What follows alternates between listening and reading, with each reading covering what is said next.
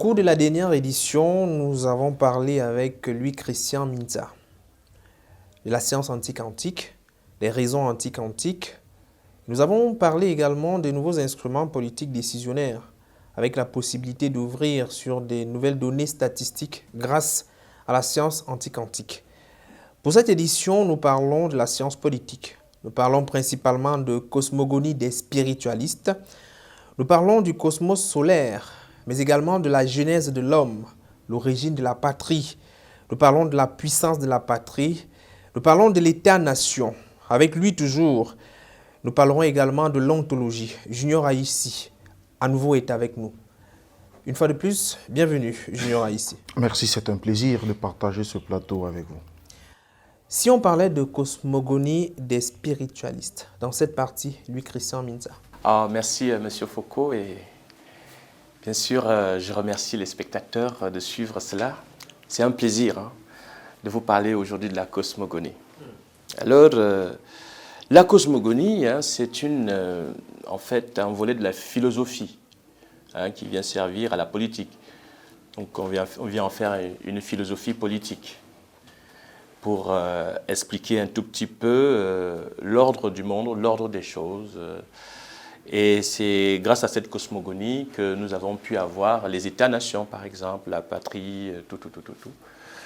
Donc ici, c'est un volet de la cosmogonie des spiritualistes, très platonicienne, donc avec la victoire de la philosophie, la victoire de la sagesse. Ici, donc, la cosmogonie vient interpréter le système d'humain que nous formons, en fait, et vient le comparer avec le cosmos. C'est-à-dire quoi? C'est-à-dire que le cosmos, nous avons un soleil. Le soleil donne les puissances. C'est l'origine des puissances. Ces puissances-là, n'est-ce pas? On vient les comparer ici aux puissances de la patrie, en volonté de bonheur, bien-être pour tous, donc en volonté d'élévation de tous, comme le soleil nous donne des puissances pour élever toute nature. Donc, cette comparaison-là nous donne donc ici la patrie, son essence cosmogonique, ici, c'est-à-dire son expression en matière cosmogonique, on vient le dire ainsi, en soleil, cœur amoureux du soleil. Et donc dire que c'est la patrie qui est donc, n'est-ce pas, à l'origine. Et donc, à l'origine voudrait dire donc, c'est elle qui nous a donc donné une vie. C'est-à-dire que nous sommes donc des fils du soleil. Donc, c'est la cosmogonie qui vient nous dire que nous sommes les fils du soleil. Mais soleil avec qui? Mais avec terre. Bah oui. Bah donc terre. Bah oui, terre, les puissances, c'est terre qui nous a accouchés. Bah donc terre, c'est la femme. Donc on voit terre, déesse, épouse donc de qui? De grand soleil. Et grand soleil ici, n'oublions pas, c'est patrie, Dieu le Père. Donc nous avons ici cette transposition-là qui nous permet d'avoir, n'est-ce pas, une vision, une vision de la patrie. Et cette cosmogonie vient dire tout simplement dans ce chapitre ici, quelles sont les origines de la patrie. Et on vient donc parler donc, des épousailles de la patrie avec la nation. Ici, la grande nation. Car terre, qui est donc épouse de patrie, Dieu, soleil, terre, donc, n'est-ce pas, est faite de quoi? Terre est faite de territoires autonomes. Est-ce que ça veut dire que lorsqu'on parle des origines de la patrie, il s'agit ici de l'Afrique États-Unis déjà, ou bien simplement de ce qui existe déjà? Cela va nous aider dans la naissance de notre grand État.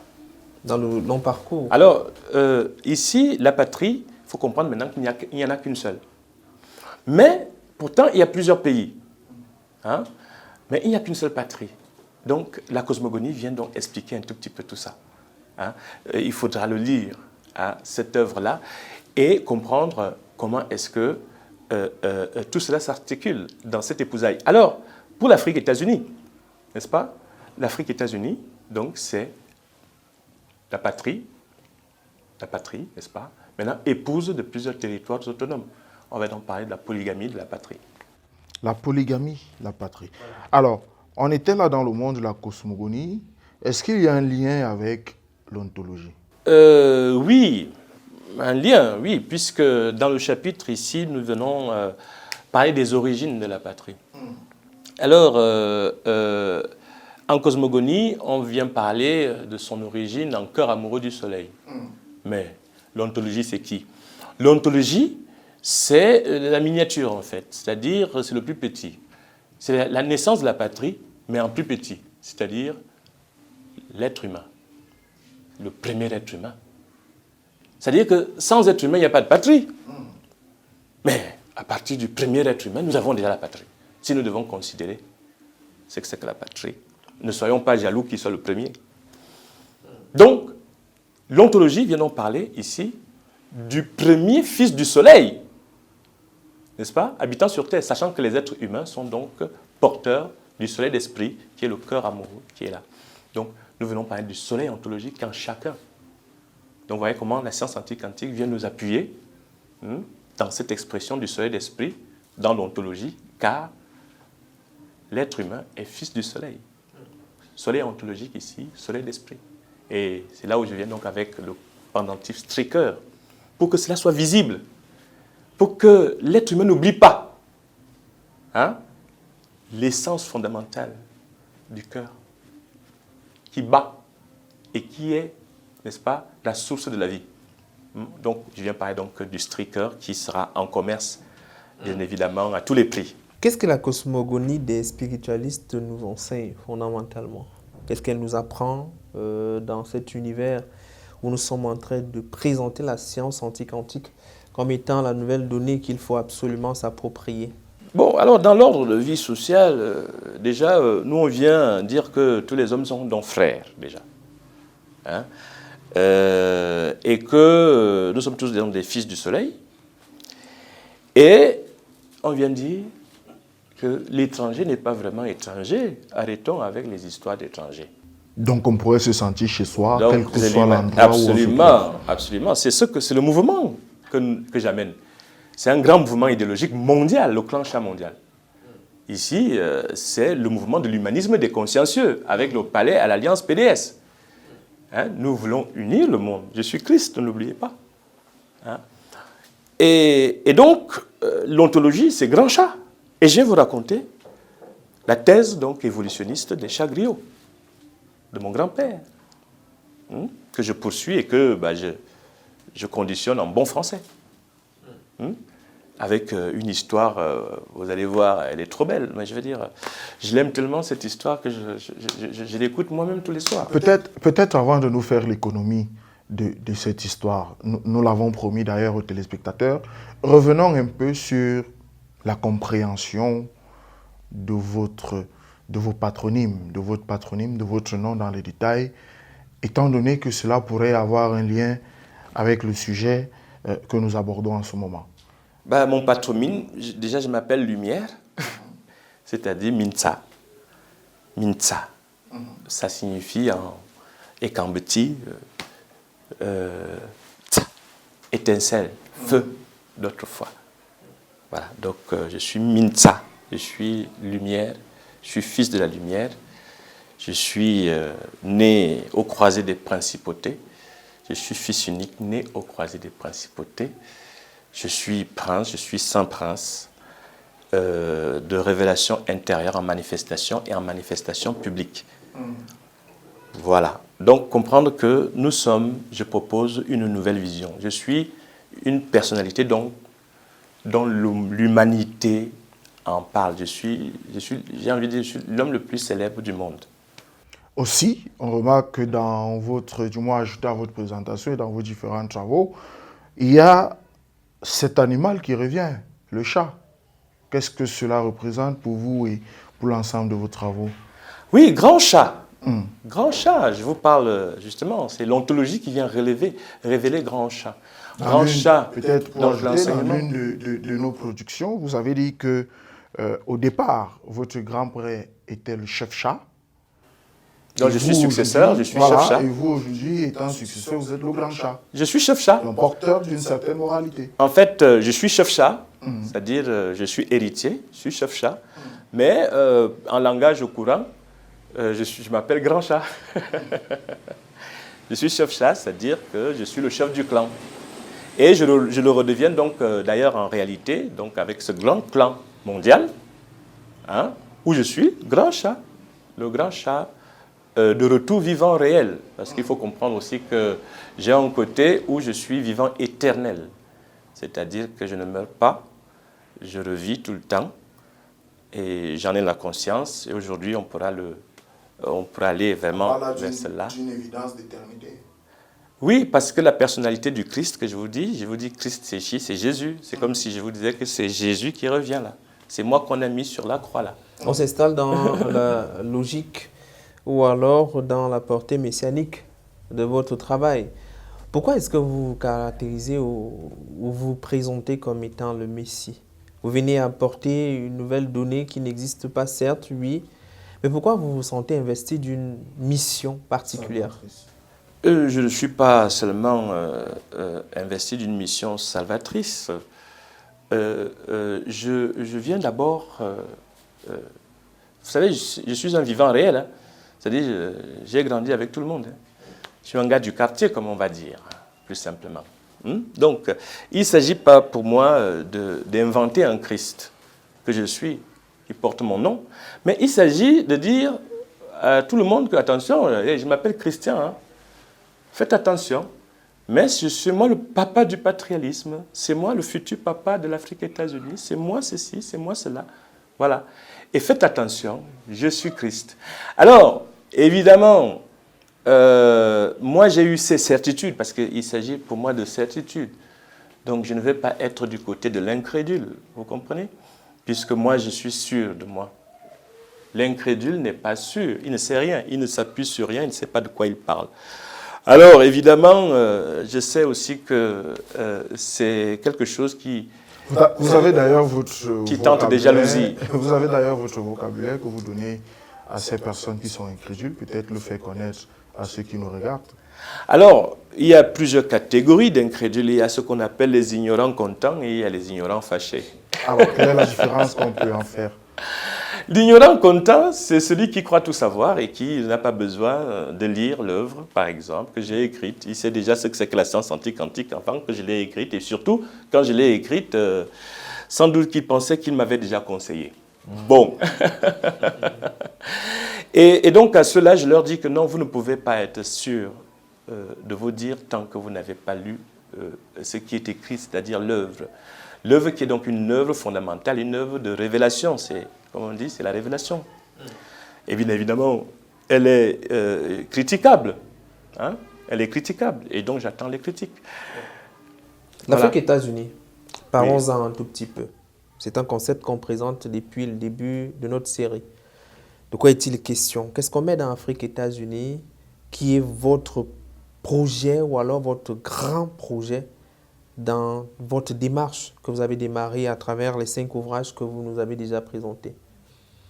Alors, moi, l'Afrique-États-Unis, c'est le vœu que je formule pour l'Afrique. Car je dis aux Africains que je suis celui qui peut véritablement changer l'Afrique de manière durable, par mes compétences. Hein? Comprendre que je suis un bâtisseur de villes nouvelles en Europe. Je suis quelqu'un qui a été formé par de très grands professeurs. Parce que vous êtes un ingénieur en bâtiment? Absolument. Et ce n'est pas rien. L'Afrique en a besoin. On ne peut pas me jeter comme ça. C'est comment? Il faut donc construire l'Afrique-États-Unis. Voilà. Donc il faut construire une nouvelle Afrique, plus indépendante. Alors moi je viens donc avec l'intelligence qui fera que, c'est-à-dire le nouveau système partage.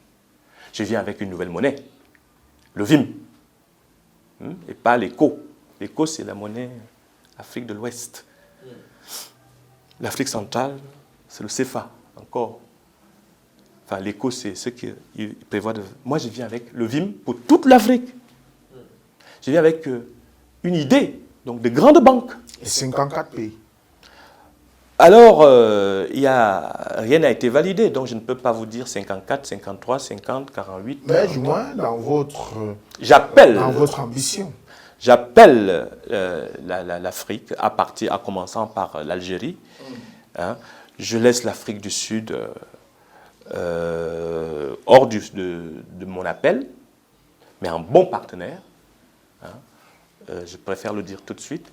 Et puis, il n'y aura peut-être pas l'Égypte, mais on commence par l'Algérie. Il n'y aura peut-être pas le Maroc, on verra, on discutera. Pourquoi circonscrire? C'est important. Nous devons faire une entente.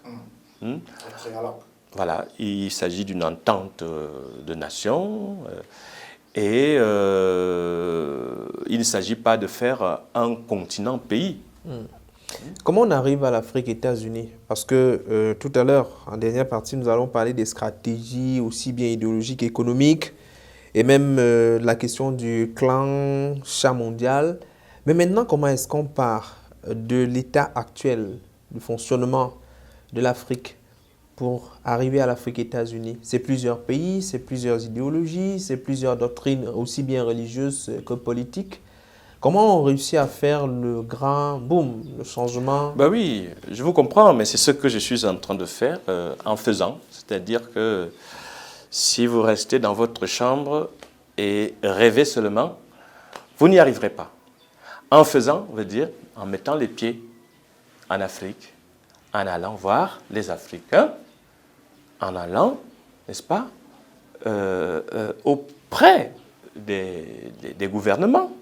Puisque je tiens à vous dire que nous, on respecte les institutions. Hein? Avec ou sans fraude d'ailleurs. Bon. C'est une parenthèse. C'est une parenthèse, car je vais vous dire pourquoi je dis avec ou sans fraude. Parce que la fraude, c'est le malheureux, l'ignorant content, le lait kanko konkuyon kafar, c'est lui qui meurt avec sa fraude. C'est-à-dire véridique, je cite le nom de personne, il se reconnaît. Vous voyez, je n'ai pas besoin de faire grand-chose. Vous avez déjà approché quel grand dirigeant africain pour parler de ce projet? Aucun. Et je ne tiens pas à le faire de cette façon-là. La révolution se fera. C'est-à-dire que il est hors de question de rencontrer d'abord un dirigeant avant la nation. Ce serait comme si c'est lui qui m'a donné l'idée. Il était avec moi où? Je le respecte, n'est-ce pas? Et je n'ai donc pas besoin, je n'ai donc pas eu besoin, pas par mépris, parce que c'est comme ça. Hein? Et maintenant, j'appelle les dirigeants, en commençant par le chef de l'État, Paul Biya, n'est-ce pas, à bien vouloir me recevoir. Dans le cadre, n'est-ce pas, des projets que j'ai pour Mbalmayo et le progrès de notre pays en bonne intelligence, n'est-ce pas, et bonne sagesse, tout sachant que je ne suis pas et je ne serai pas le président d'un parti politique au Cameroun. Je suis président d'Alliance PDS, Conseil politique et idéologique pour tous. C'est vrai que vous l'êtes, mais jusqu'à présent, on est encore au stade du début, peut-être. Parce que je ne veux pas parler de projet. On est au stade du début et on fait avancer la dynamique. Comment va s'opérer la révolution? Et s'il faut parler de deadline, on est en quelle année lorsque tout se matérialise? Ou commence à se matérialiser? Bon, vous savez, ça va aller très très vite. Hein. Je tiens à vous le dire. Car le système partage, il faut déjà bien dire qu'est-ce que c'est que le système partage. Et qui dirige le système partage? C'est moi-même. Comprenez que je suis comme un char. Comprenez que je suis comme un bulldozer qui est devant votre cour et qui est capable de tout casser. Vous comprenez? C'est-à-dire je suis très concret et je viens donc avec quoi?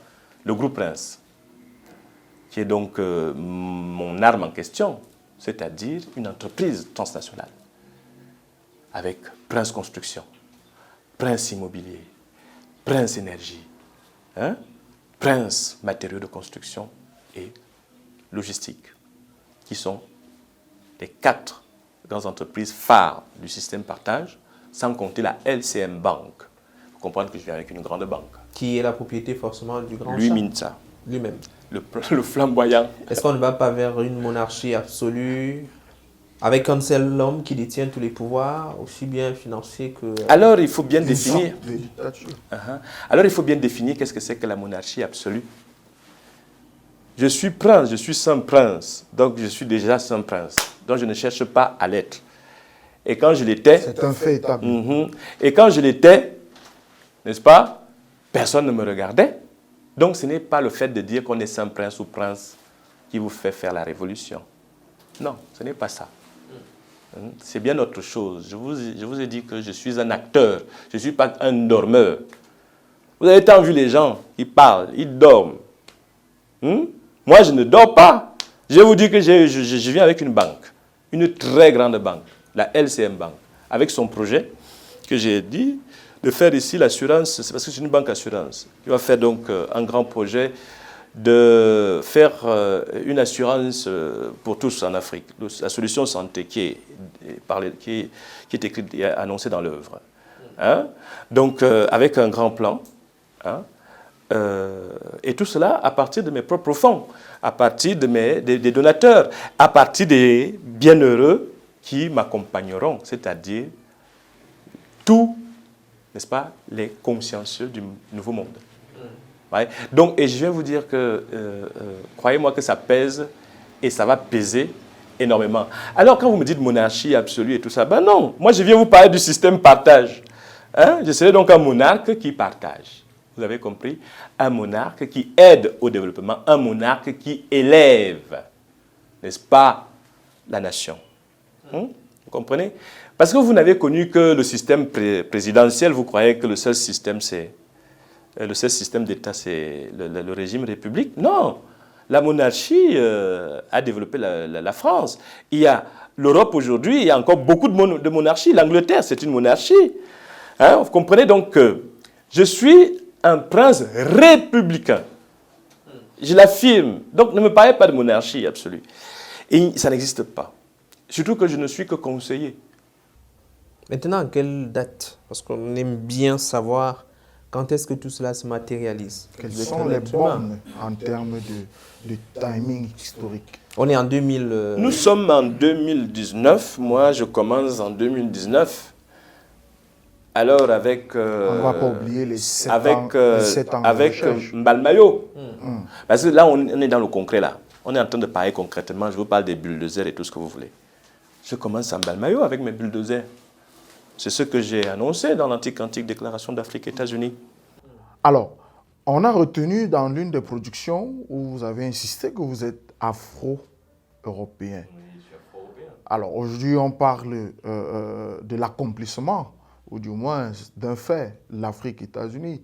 Est-ce que vous allez vous départir je ne sais pas si on va appeler ça casquette, mais est-ce que vous allez vous départir de cette européanité, si on peut dire ça comme ça? Alors, je vais vous répondre très très simplement.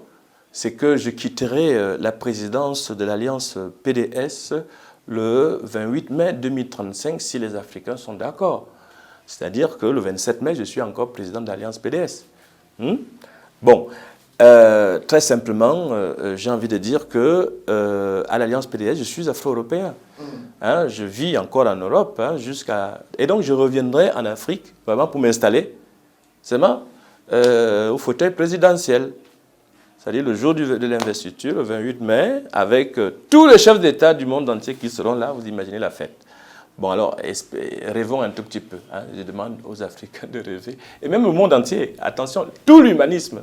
Vous parlez bien du 28 mai 2035. 2035, oui. C'est déjà demain. Et jusqu'à présent, la démarche est encore au stade de la proposition. Alors, je tiens... C'est pas du pessimisme. Oui, non, pas du tout. Nous sommes tentés de dire embryonnaire. Oui, parce qu'aujourd'hui, cette émission, nous sommes l'émission du commencement. Comment voulez-vous commencer à 20 alors que vous n'avez même pas fait 1? Bon, alors, ce n'est pas parce que un enfant naît, bébé, que vous allez dire que, dis donc, regarde, moi celui-là. Hein? Tu peux même pas aller à la route là-bas. Qu'est-ce que tu es un fainéant et tout ça? Non, non, non. L'homme intelligent dit que non, cet enfant est précieux. Ce sera peut-être le futur ministre de notre pays si on le met dans telle école, si on le met dans telle école. C'est comme ça qu'on réfléchit. Et moi, c'est pareil. Nous, ici, c'est pareil. Il faut comprendre que le monde là qui s'est fait, il s'est fait par intelligence. Si nous voulons faire une Afrique, c'est-à-dire prospère, ça prend du temps. Ça, je dois le dire. Hein. C'est pas, j'aurais pu dire, on le fait en 2025. Non, ça prend du temps. Ça prend du temps. Et 2035, c'est une date, c'est une année fétiche, puisque le président Paul Biya en a parlé, tout le monde en parle, tout le monde en a rêvé. Et moi, je viens donner la main au chef de l'État, Paul Biya. Papa, je dis, écoutez, il a dit 2035, je suis là. On ira jusqu'à 2035, on aura l'émergence. Alors, on voudrait comprendre. Là, vous parlez de venir tendre la main au président Paul Biya, Oui. c'est-à-dire qu'il s'agit ici de manière très précise Oui. de l'avenir du Cameroun. L'avenir du Cameroun, l'avenir de l'Afrique. Est-ce que c'est d'ici que va venir donc l'avenir de cette Afrique? Le commencement, c'est mon village. C'est Mbalmayo. Pour quelle raison? Parce que bien ordonné. non seulement que la première des intelligences commence par se laver, hein, être propre, avoir une belle cravate. C'est la première des intelligences, c'est s'aimer. S'aimer soi. Comment voulez-vous aimer les gens? Vouloir qu'eux ils mettent des cravates si vous n'en mettez pas. Voilà. Donc ça commence en Mbalmayo, donc avec la construction de l'université. Oui, la construction de l'université des cellules flamboyant. Je prévois également d'y mettre le siège de la LCM Banque Afrique, par exemple, etc., et construire maintenant plein de choses. Hein. C'est beaucoup d'argent qui iront là-bas. Alors, étant donné que nous sommes... Donc c'est de l'argent qui vient au Cameroun, attention, c'est un investissement. Alors, étant donné que nous sommes toujours dans la cosmogonie, il y a, on en parlait tout à l'heure, ce qu'on appelle la spirifilo. Je voudrais qu'on détache un peu et qu'on parle peut-être de la spiritualité. On sait très bien qu'en Afrique, il y a toujours ces relents de traditionnalisme qu'on ne saurait oublier. Et maintenant, vous êtes afro-européen. Mais étant donné que ce développement commence par Mbalmayo, que deviendront les différentes cultures, les différentes richesses culturelles qu'on pourrait retrouver de ce côté-là? Est-ce que ce sera l'occasion d'internationaliser ces cultures ou il faudra qu'on s'habitue à tout un autre système culturel? Alors, je veux d'abord vous dire que je suis d'abord fier de l'Afrique. Hein. Nous, les Afro-Européens, on vit en Europe, mais on retourne chez nous. Mais pas pour y vivre. Ne me demandez pas de rester ici comme ça, là, dans l'état actuel. Quand même, c'est un paradoxe. C'est notre paradoxe là-bas. C'est-à-dire que nous, les Afro-Européens, on vient, on fait 6 mois, on retourne. Et on redisparaît. On retourne. C'est là où on se rend compte qu'on est Afro-Européen. C'est pas qu'on n'aime pas notre pays. Quand on est là-bas, on a envie de retourner. Mais quand on est aussi, je vous assure. Bon, enfin, demandez un peu autour de vous, vous allez voir. Et cela ne veut pas du tout dire qu'on n'aime pas l'Afrique ou qu'on préfère l'Europe. Ça veut dire que nous voulons que l'Afrique change. Et nous serons les premiers, n'est-ce pas, à faire en sorte que cette Afrique change. Et elle ne peut pas changer, l'Afrique, dans l'autarcie. Et donc, comprenez que je suis véritablement premier soldat d'élite. Élite, c'est celui qui va. Éclaireur qui s'en va. Donc, tout le monde ne peut pas traverser la Méditerranée.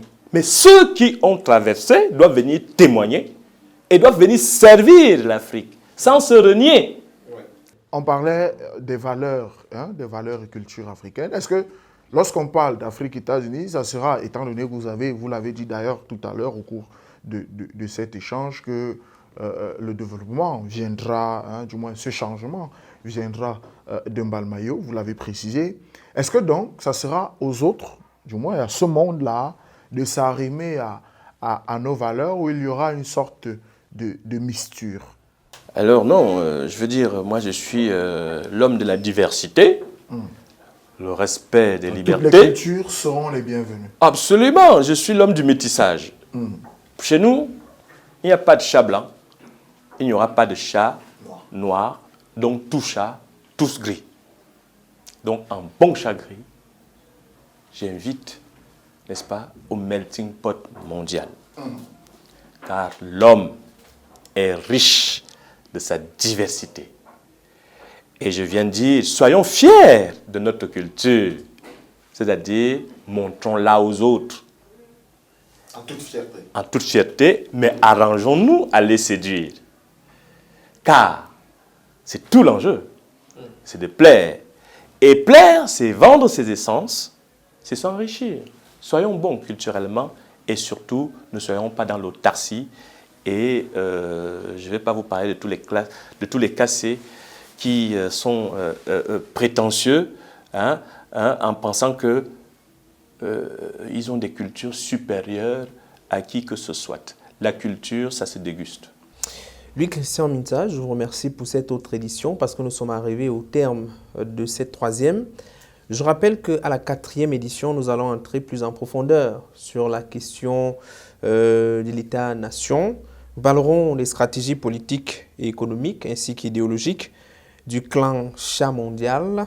Nous parlerons de la patrie unique. Nous parlerons de la doctrine démocrate socialiste. Elle nous intéresse davantage. Nous parlerons également du patrialisme. On va approfondir puisqu'on a évoqué ce terme-là. Nous parlerons aussi du nouveau christianisme. Je suis sûr que les téléspectateurs vont rester particulièrement aguichés face à un sujet qui peut poser ou prêter à confusion. L'avènement du capitalisme d'État. On aimerait bien savoir ce qui se cache en dessous d'une telle terminologie. Il y a également les valeurs. Et vous allez évoquer bien évidemment les 124 versets. Nous reparlerons aussi de la structure du système partage. Junior Haïti, on dit à la prochaine. Merci. Je vous en remercie aussi.